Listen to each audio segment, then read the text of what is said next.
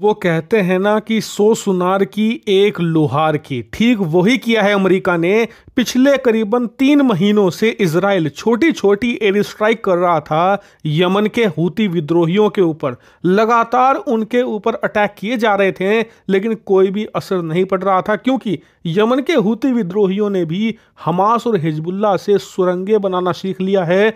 वो लोग जमीन के अंदर गहराई में सुरंगें बनाकर बैठ जाते हैं, और जब उन्हें अटैक करना होता है, चाहे इजराइल पर या फिर यमन के पास जो समुद्री इलाका है वहां से गुजरने वाली शिप्स पर, तो वो बाहर निकलकर सुरंगों से उन पर मिसाइल या फिर ड्रोन बरसा देते हैं और उसके तुरंत बाद फिर से अपने बिलों के अंदर छुप जाते हैं। और ये बहुत ज़्यादा बड़ी मुसीबत है, ना सिर्फ इजराइल के लिए बल्कि भारत जैसे देशों के लिए भी, क्योंकि हमारा भी व्यापार यमन के आसपास से होकर गुजरता है और इससे हमें भी बहुत ज़्यादा नुकसान होता है। आपने देखा कि पिछले 1 साल में भारतीय नौसेना को अपने युद्धपोत तक तैनात करने पड़ गए यमन के पास में। इसीलिए यमन के हूती विद्रोही न सिर्फ इजराइल के लिए बल्कि इस पूरे रीजन में सबके लिए सरदर्द थे। लेकिन पिछले 15 दिनों में तो इन्होंने हद ही पार कर दी, जब इन्होंने हाइपरसोनिक मिसाइलें बरसानी शुरू कर दी इजराइल के ऊपर, बैलिस्टिक मिसाइलों की बौछार करनी शुरू कर दी, जिससे कि इजराइल को बहुत ज्यादा नुकसान हुआ। लिटरली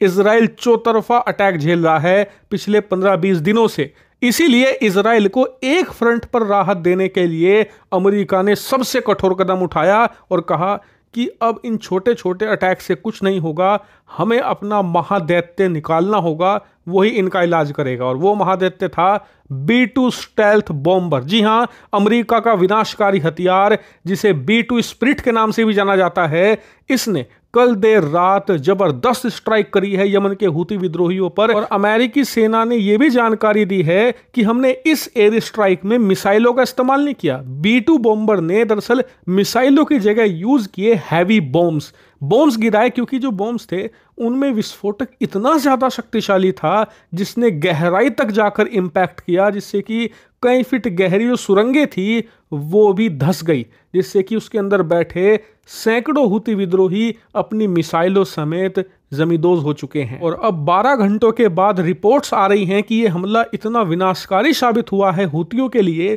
कि उनकी जो एक पूरी विंग थी ना, जो इनकी मिसाइलें संभालती थी, अटैक करती थी इजराइल के ऊपर, वो 70-80% तबाह हो चुकी है पूरी तरीके से। और बहुत ही लंबा समय लगेगा उन्हें इस अपनी विंग आर्म को फिर से खड़ा करने में। इसीलिए यह हमला बहुत ही ज़्यादा बेहतरीन साबित होगा इजराइल के लिए। उसे जो यमन के हूती विद्रोही वाला फ्रंट था ना, वहाँ पर थोड़ी राहत मिल जाएगी, वो फोकस कर पाएगा फिर से हमास हिजबुल्लाह की तरफ, और साथ ही जो सीरिया की साइड से उस पर अटैक हो रहे हैं उन्हें भी अच्छे से काउंटर कर पाएगा। क्योंकि देखिए, जो ये आसपास के देश है ना इजराइल के, यहाँ वो कभी भी हमला कर सकता है, इसमें कोई समस्या नहीं है। लेकिन जो यमन है वो इजराइल से काफ़ी दूर है। अगर आपको हूती विद्रोहियों पर अटैक करना है तो प्रॉपर प्लानिंग करनी पड़ेगी, आपको अपने सबसे बेहतरीन एसेट्स यूज करने पड़ेंगे, क्योंकि आपको इजराइल से पहले कई घंटों का सफर करके जाना होगा यमन में। वहां पर आपको टारगेट ढूंढने पड़ेंगे और उसके बाद आप स्ट्राइक करके वापस आओगे। ये पूरा काम